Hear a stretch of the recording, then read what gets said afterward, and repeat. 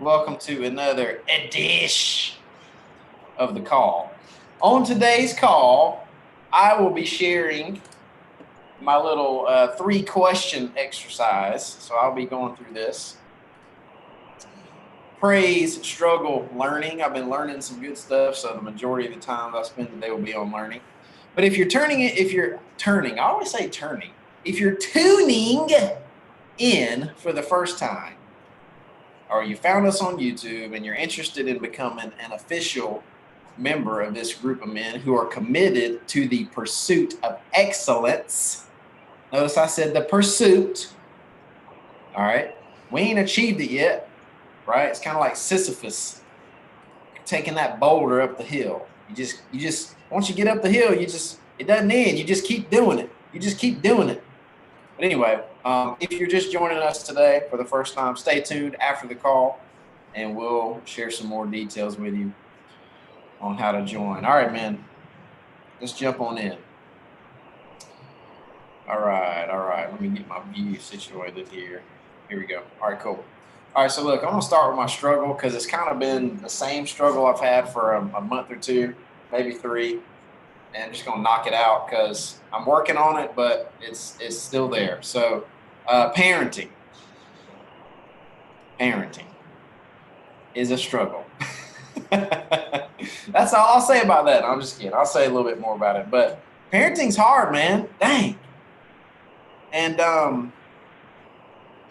I've talked to some. Whenever I talk to older men about this, who are been there, done that kind of men, like maybe even KK. I'm not going to throw KK under the bus on this because he may have not said this to me, but in general, when I talk to older men about parenting, it's never encouraging.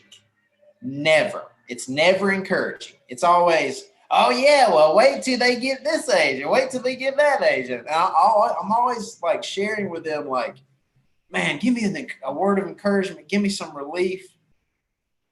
And I think the truth is, it's just freaking hard. It's just freaking hard, kind of like leadership is just hard. I think I think marriage and I think parenting are perhaps the ultimate forms of leadership, and they're just hard, right? And they're constant, like they never go away. So, um, you know, that's the struggle. And the biggest thing is with Salem, 5 years old, super strong willed, super wants her way, super disrespectful if she doesn't get her way. Just she's that fire. You know what I'm saying? She's just that fire. And what I'm trying to learn, and I'm learning at a very slow rate. All right, I think I'm going to get put in the remedial class here, but I'm trying to learn not to take offense to her shenanigans. And what I'm trying to learn is that really and truly, we've been reading several, me and Lee have been reading several parenting books, and this one particular book talks about, really and truly, her offense is against God. Truly, it's not really against me. And so, the Lord has called us to obey our mother and our father. And obedience, whenever we obey the Lord, it's like it's a blessing. It's not only a blessing for our lives, but it's a blessing for everybody that we're connected with. And whereas disobedience, it only hurts, it hurts us the most, but then it hurts those around us as well. And so what I'm trying to learn is that when she's disobedient or disrespectful or mean or whatever, it's really an offense against God and it really hurts her. And I've got to just stop taking so much offense to it. So anyway, it's a challenge. It's especially a challenge when, you woke up at 4:20 and you've been at work all day and you worked out really hard and maybe you didn't get enough food to eat and maybe you didn't plan properly and maybe you and your wife are having a little tiff, and then it's the very end of the day and it's bedtime bath time and you have to do all that, and that's what it is. But that's when it comes out, and that's when you're challenged, or that's when I'm challenged the most. And sometimes I'm up for the challenge and sometimes I ain't. And so I've got to continue to press into that, and I've got to continue to humble myself and not take offense to my 5-year-old's shenanigans. So that's the struggle. Praise. The praise is that Creed is crushing it right now. And we have, we're up, a few $1,000s above pre-COVID numbers. So I feel very good about that. I'm thrilled about that.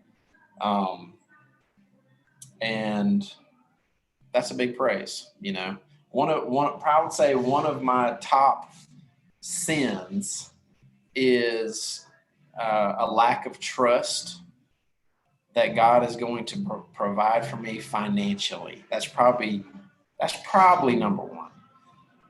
Maybe number two, but it's up there. And so to have some relief there, to where it's like, it just gives me a lot of gratitude of like, okay, thank you, Lord, for providing for us. Thank you that this is not a constant struggle.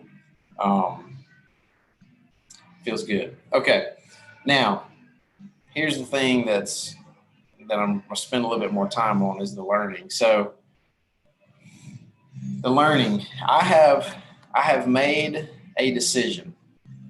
I've made a decision, and I feel like it's a pretty big decision for me. I have decided that I'm going to grow Creed beyond one location, or maybe better put, I'm going to attempt to grow Creed beyond one location. And I've been, back and forth on this idea for the entirety of this business. And we've done some things to try to grow beyond one location over the years. I think that those things were premature. I don't think they were the right timing. But I think really the struggle there has been really just like a faith struggle of like, it's like a struggle of faith, and then there's fear involved. So anyway, I had a conversation with Coach Keith, the guy who's been coaching me lately. And he made a comment to me. I've heard somebody make this comment before. I heard a leadership coach say this years ago, but it didn't really resonate with me at the time. I think timing is a really big factor in a lot of things. That's kind of another side learning that I've had. But the comment was, "Hey, Clint, you're going to die, right?"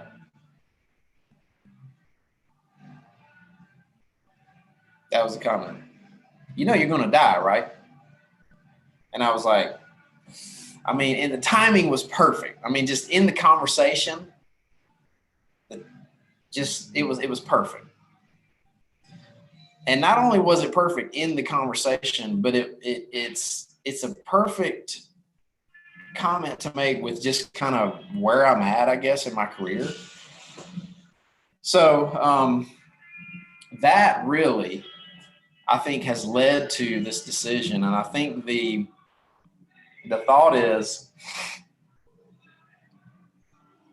I don't want to be 80 years old and look back and have regrets about Creed. So like, if Creed closed today, if we cease to exist today, I would have no regrets about anything other than like not making a full go at it, not really making an attempt to grow this business beyond one location and really try to impact other people in a bigger way, or to impact more people. I would have that regret if Creed closed today. And I don't want to have that regret. I really don't. And so I got this kind of cool confirmation, literally, I think it was like 2 weeks ago. So it was 2 weeks ago when I had this conversation with Keith, and I literally just made this decision. I was like, I'm going to grow Creed. I'm going to try to grow Creed no matter what. I'm going to go for it. Right. And y'all, I've had a lot of weird, like God things happen in my life. This might be one of the top, this is probably top three. Okay. So I got this new mindset, I'm going to grow Creed. Let's go. How are we going to do that? Who do I need to consult with? Who can I glean some wisdom from?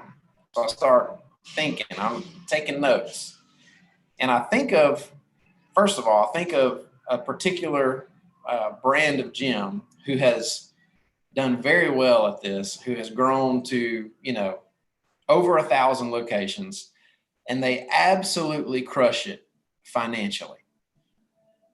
So I started thinking about this chain, and I started thinking, man, how, like, surely I can't believe like I don't know anybody at, that works at one of these gyms.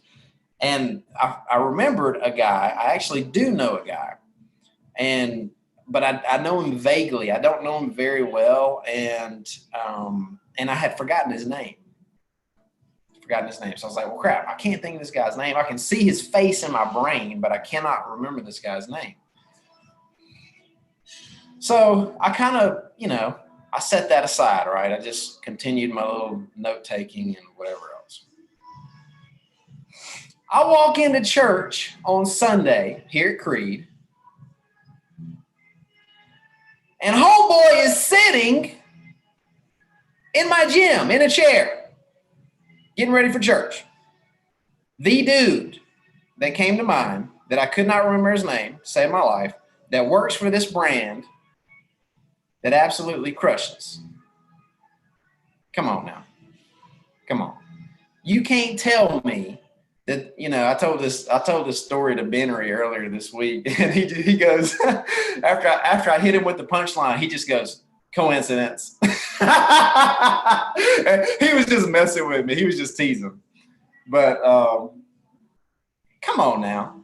You can't make this stuff up, So anyway, I connected with him, and I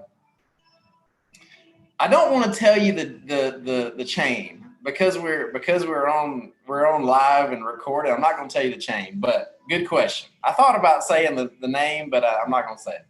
Good question. I'll tell you later. Ask me later. How about that, Teddy? Ask me later. Anyway, just crazy. So I connected with this guy afterwards, and I was journaling. I was just like, so here's what I journaled that morning in church. I'm sitting there and I'm journaling, and I said, a lot of times when I pray, I feel like it helps me to journal. Like if I just sit and close my eyes and pray, sometimes I feel like I'm just going to go to sleep. So I have a hard time doing that. But if I journal while I'm praying, that helps. So I said, Lord, you give us what we need and want when we don't even think to ask you for it. Because literally, I did not think to ask him. I didn't think to say, hey, Lord, I'd love to have a contact from this gym to help guide me on how they've done things. Didn't think to ask that question to the Lord. I didn't think to. But man, how good is he that he gives us what we need and what we want, and we don't even have to ask, it's crazy. Anyway, so super encouraged by that, connected with this guy. I met with him yesterday, and I think we're going to have a really great relationship. He actually has stopped working for this brand actually 2 or 3 months ago. And so now he's doing some other stuff, but so I'm pretty fired up about that. And just having that kind of confirmation, for me, having that kind of confirmation is huge. And I think that was really going to give me some fuel and fire to continue down the process, because obviously, this is a long, arduous plan and process to grow Creed. It's not going to be this fairy tale, feel good thing, right? There's going to be a lot of pain involved, I'm sure. So one other thing that I wanted to mention here, because I was listening to Jordan Peterson last night on a podcast, and he said something that kind of connected a dot for me that I thought was really interesting. So he was talking about these experiments done on mice, and basically they were, the experimenters, the researchers were testing what motivates mice. And so he said, so one thing they would do is they would starve the mice, and then they would, introduce the smell of food, and they set it up some kind of way where they could measure the mice motivation, like somehow how hard they pushed against this certain door or whatever. But they had some tool of measurement. So that was like, oh, okay, the mice are very hungry. They were way more motivated than a mouse that's not hungry. But then the other thing they introduced was fear. So they introduced the smell of a cat. And so the mice that were starved and had the cat smell, so, they wanted food and they're scared of death, they were obviously the most motivated, animals, more so than the other ones. So, and I got to thinking about it, and he made a comment like this. He said, look, we all want to procrastinate because that feels good. Like doing the things that we know we need to do is uncomfortable, and we don't like it. It's like kind of painful, But he was like, so that's why you have to figure out another pain point that's like bigger than the pain point of actually doing the work, right? And I was like, man, that's it. That's exactly what happened to me a couple of weeks ago, was that thought, that pain point of, I don't want to have regrets when I'm 80. That pain point overrides the fear of trying to grow Creed and failing, right? And so he kind of connected the dot for me, and I thought it was interesting. But so that's it, man. That's it. That's my struggle, my praise, my learning, and I'm pretty fired up right now, to say the least. That's just where I'm at. So, Binger, you can lead us in some questions. I don't know if you got any questions for me, or men, if y'all have questions for me, you can put them in the chat box. Let me open the chat box. That probably could be helpful. Yeah. I'll if anyone wants to ask a question, you can unmute, just like jump in the queue and text it, or if you want to ask it, unmute yourself and ask it. If you type it in the text, I'll read it to you, Clint, so that we can do this. All my questions here, I want to talk more about Creed expanding, because this is something that you and I have talked about. I can't remember when I first started working for you. I think it was like November 2017. So that's, yeah, was it really that long ago? That's 3 years ago exactly. Yeah. So you've been talking about this to me personally for 3 years. I'm sure you were thinking about it. You've been in business for 11 years, 7 years before that. So it's been a long time coming. I think Keith Kepner deserves a lot of credit for pushing you over the edge. Maybe there are some other people that, wheeled you to the edge of the cliff, but he definitely, like, Sparta kicked you into the he's Sparta kicked me. That's a good way of putting it. So with this, I kind of want to talk more about this, because this is like a over the edge, like full commit.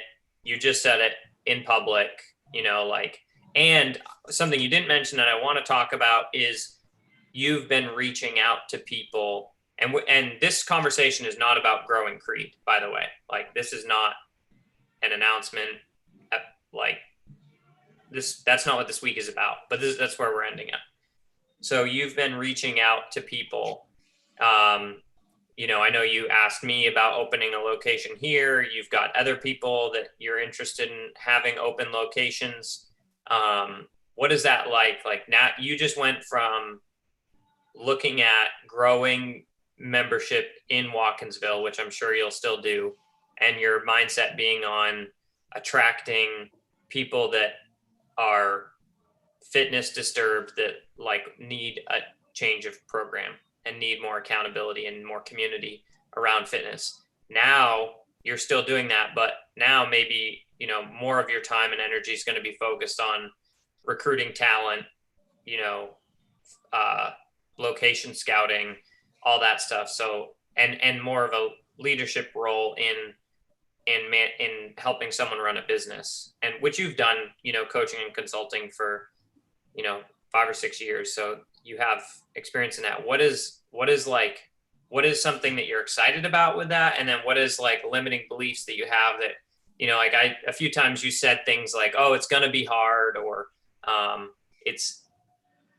going to try to grow locations, which you're saying that because you're not that you're not committed to success, but you don't want to say like, I'm going to be a billionaire. Correct. Yeah, exactly. I know that's why you're doing that. So like, but what are some actual, not stuff like that, but actual limiting beliefs that you have? And then what are some like things that are really firing you up about growing? Well, it's funny because the limiting belief and the thing that fires me up the most, they're kind of the exact thing. And so the thing that fires me up the most is the thought of us taking specifically the culture that we have at Creed and recreating that somewhere else. That fires me up because I believe in our culture and I believe in the effect that it has on people, the positive effect it has on people. And so that fires me up. And then the limiting belief is, can we do that? Can we recreate that culture? And, a lot of times, you hear about leaders or you read about leadership, and it talks about how, the culture is established by the leader and stuff. And so it's like, okay, I believe that I'm establishing this culture, right? And honestly, a lot of it has been kind of like accidental. Like I didn't sit down 10 years ago and go, okay, this is what the culture of Creed is going to look like, and like put out these 5 bullet points and like did actionable steps around each one. I didn't do that. Like, so, maybe I didn't do it the right way, but either way, we have a really awesome culture here. And so I think, man, if we could recreate that, that'd be freaking amazing, And then the limiting belief is, well, how do we recreate it if I'm not there every day? But again, I really do. I believe that it's only a limiting belief. I really believe that because I do believe that we can recreate this culture. And so, does that kind of answer that question?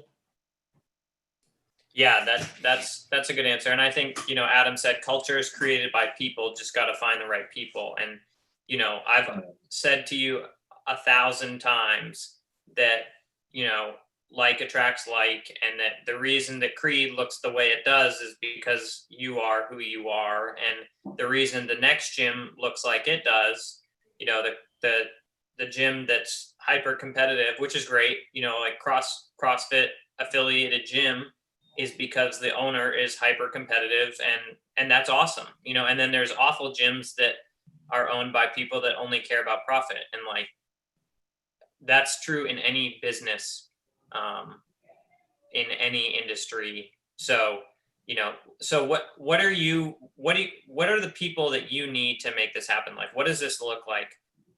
Where are you going? Not location wise, but what's it going to look like? Who do you need? How can we help you? How can we be looking for people? How can we be thinking about locations? Like, what does this even look like? What's your kind of like rough roadmap for, you growing Creed beyond this location? Well, the biggest thing is, like you said, the people. And I mean, it's like, it's not complex. The people we're looking for, it's not a complex equation, but it's kind of rare. Like I don't come across these types of people all the time. Like I would say every person on this call fits this bill, but it's people who are high character, high integrity, that you can trustworthy, dependable. We open up at 4:45 a.m. and you got to freaking be here at 4:45 a.m. And if you're not here, that's a big problem. and you got to love people. I probably should have said that first, because you got to love people. And that can be kind of rare. I think that is maybe the most rare thing that I've found in the fitness industry, is that a lot of trainers are doing it because they're just a little more ego driven, you know? And honestly, over my entire career, well, not my entire career, probably after doing this for about 3 years, I kind of learned, I was like, look, I started to have a preference for hiring people that had never done fitness before. I started having a preference for that.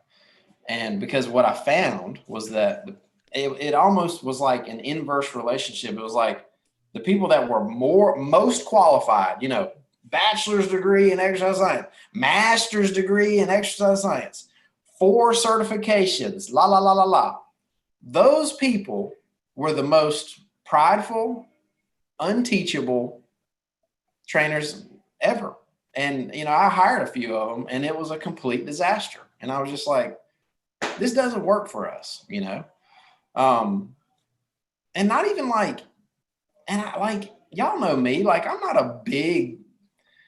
not super, super into exercise physiology and programming and da, da, da. That's not really my thing. Like, I love people and I love helping people get better. That's what I love.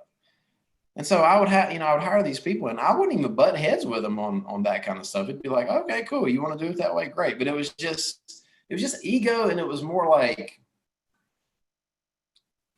it felt like they were doing it to like boost their own ego, versus the only reason you should be here, the only reason that a coach should be on the floor right now coaching, is that they actually want to see these people get better. That's the only reason you should be here. And if you're here for any other reason, you're here for the wrong reason.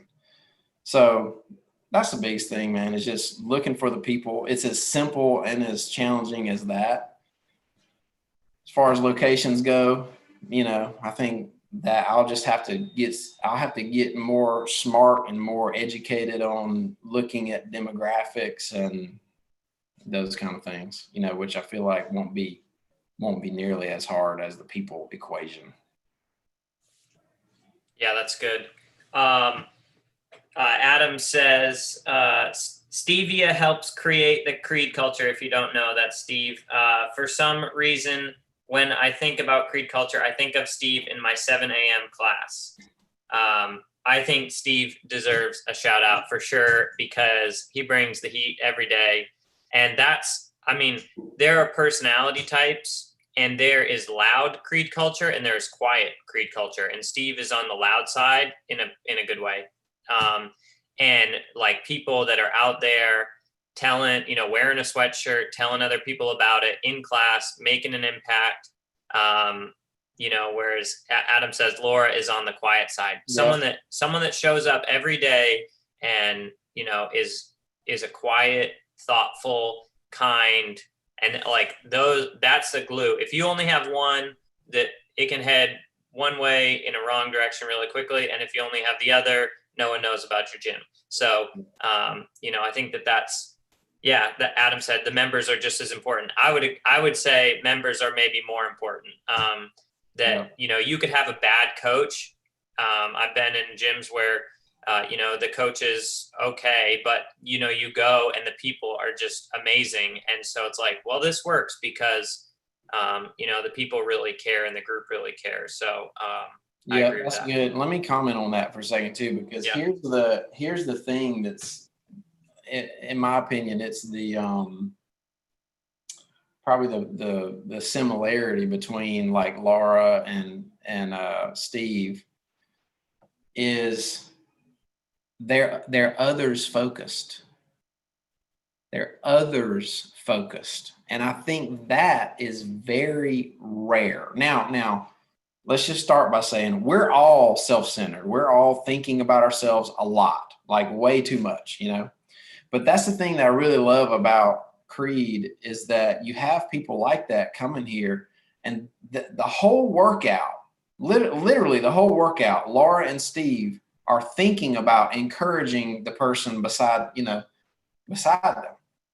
And that is so freaking cool, and it's so freaking rare. And so I agree, man. That's a good point, and I hadn't really thought about it that way, but that's so true that the members are probably just as important as the coaches. But also, it just trickles down, right? It's like it trickles down from me and whoever else is in a leadership position along the way, and then it trickles down to the coaching team, and then the coaching team trickles down to the members. And yeah. Can I butt in for 1 second? Yes, sir. This is Benry on the line. I would agree with what everything was just said, but I think that if you build it, they will come kind of motto. I think will pull through on the Creed thing. I think, you know, while the members do make up that culture and cause that culture to be so positive, I think without the leadership, you're not going to, and without you building that there and setting that up in place, that's not going to happen. So I would say, you know, my hat's off to you on that. And I would also like to say, I'm going to, in Bennery heathen fashion, I'm going to turn a hard left turn here and say to everyone, to you, Clint, the least of my worries is Creed expansion. I think you have that so locked down, and you'll if you put your mind to it, you're going to be nothing but successful in it. But what I wanted to say, and just make a quick comment, is what I've said to you before, and I think is the most important thing that's been said on this call. More important than Creed is I think you should be the water to Salem's fire. And I think that's the most important thing you could think. And I know that me and you have sometimes a different mindset on all that, but I just think that what you described to me, that end of the day and that thing is, I suspect, is more about your own impatience with yourself and your own feeling like you've fallen down, and that I would beg you to be the water to her fire and essentially see it for that, if that makes sense. And I don't want to go too personal on the call, but I just did want to say that to you, is that think about that when you're in that moment, that like you should be the malleable one. You should be the one that realizes the situation. And I know that's hard to do. You said that, but I just wanted to reiterate that and say, I'm proud of you, and that I see you with your children, and I don't know another guy out there that's as good a father as you are. So I would like to comment that and commend you for that. So don't feel too negative about it, my brother. Yeah. Thanks, brother. I appreciate that, man. And you're so right. Like, and that's where I feel like, I don't know. It's interesting because it's like, I'm motivated to lead, but it's also kind of scary, you know, and you also know that, well, because you're held to a higher standard, you know, and you think about like a pastor of let's say a pastor of a really big church, but like his kids or his wife doesn't respect him because he's so focused on, you know, the church, growing the church, that he's forgotten about his family. I don't want to be that guy. I can't be that guy, you know? And so that's a good reminder, man, that like, yeah, we can talk about growing Creed and all that, but if I ain't handling business at home, it ain't worth nothing. So totally agree.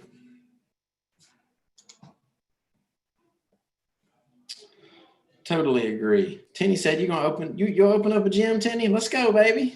Let's talk about it.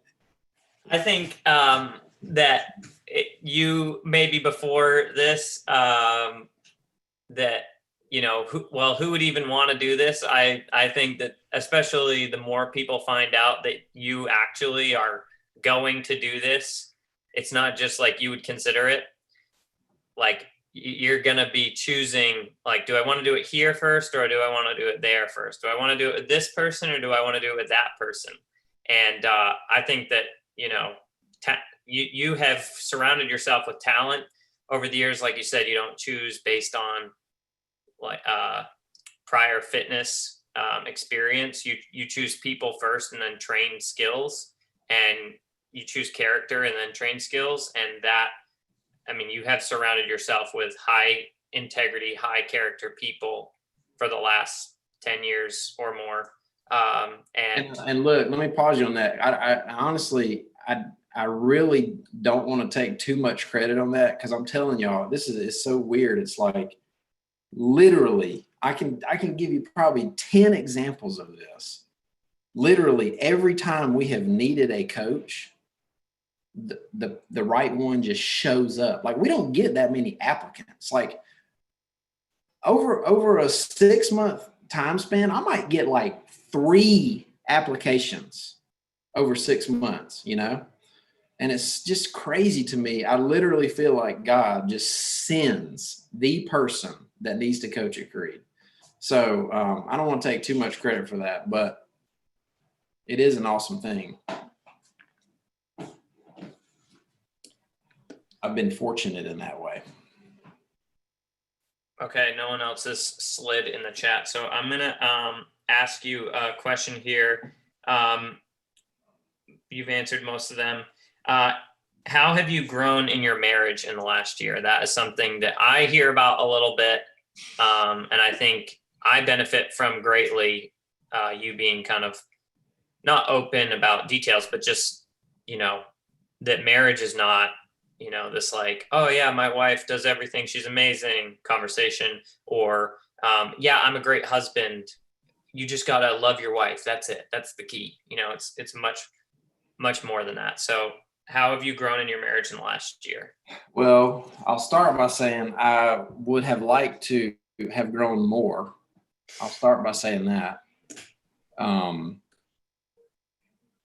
That's probably, out of my entire life, that's probably the area where I have the most room for improvement, I would say, if I were to give myself an assessment.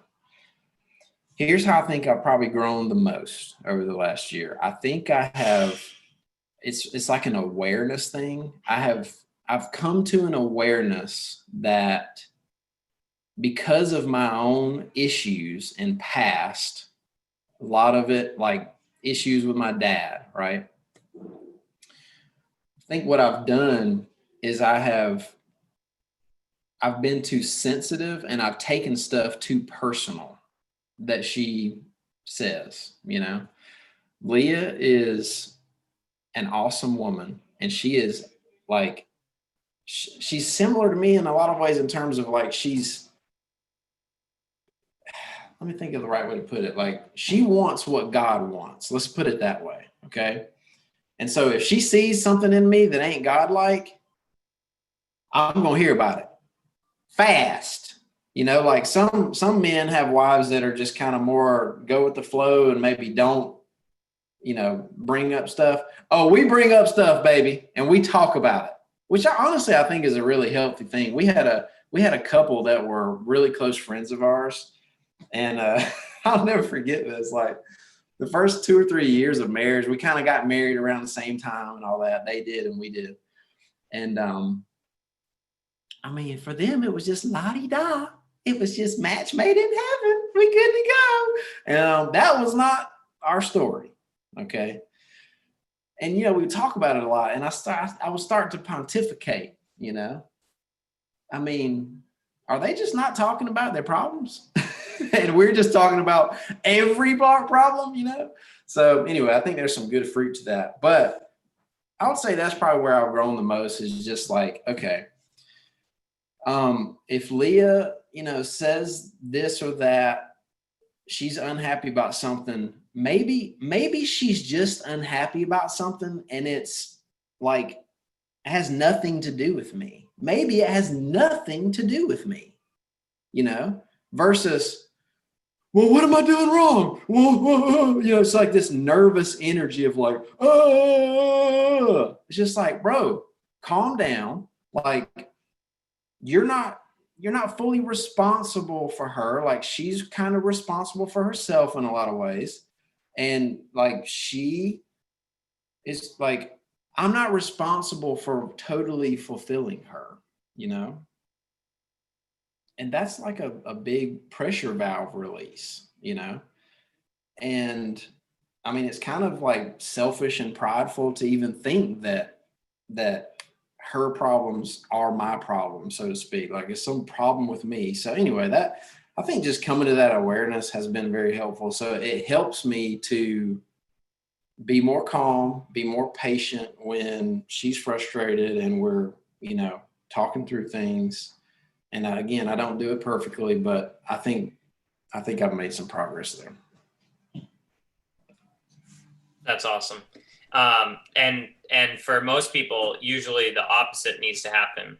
I kind of relate to you in some ways, but for a lot of people, they need to tune into their spouse's problems more because they're operating on their own separate playing field.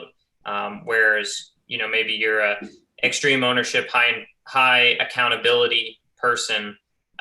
You're going to look at someone that says, I'm upset because you did this, or even just X, Y, and Z, even if it's unrelated to you, you're going to then plop that onto your plate and carry that burden when that's not necessary.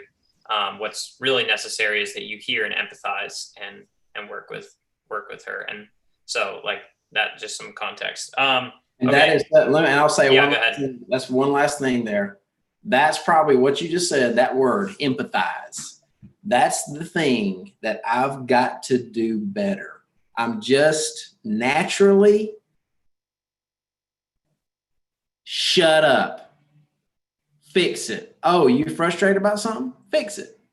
Do something about it. What you going to do about it?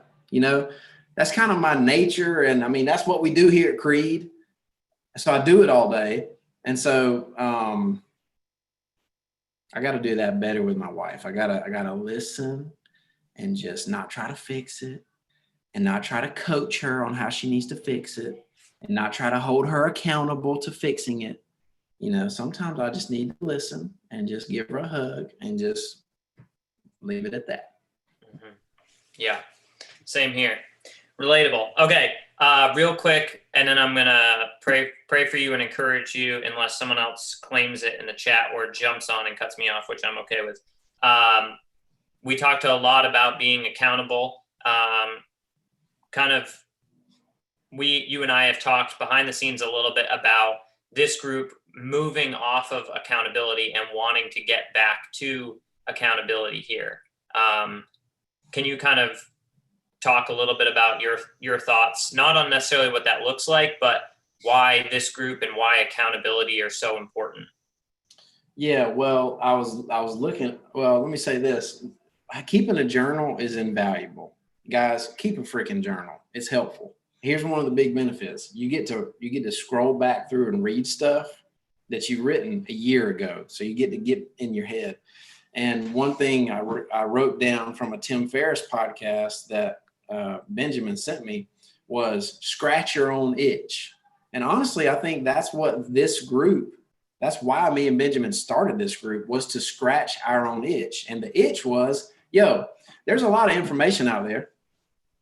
You can listen to podcasts. You can listen to podcasts all day, every day, and still not listen to a fraction of the information that's out there. So there's plenty of that, right?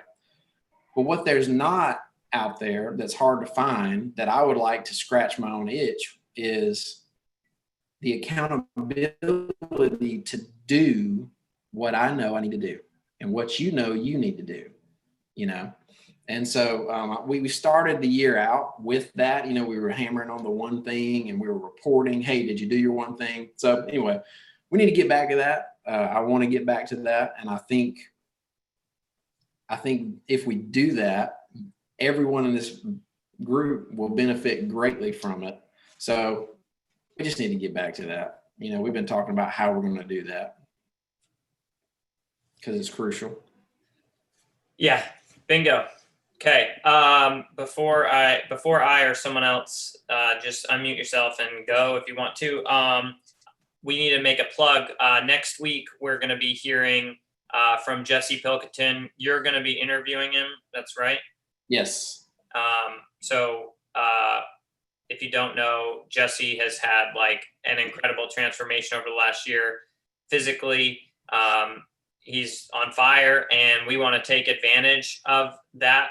And kind of while he's like moving from where he was to where he will be for the rest of his life, to really like drill into what worked, what's important, and what's, got him, so fired up and with so much results too. It's one thing to be excited that you're going to franchise Creed.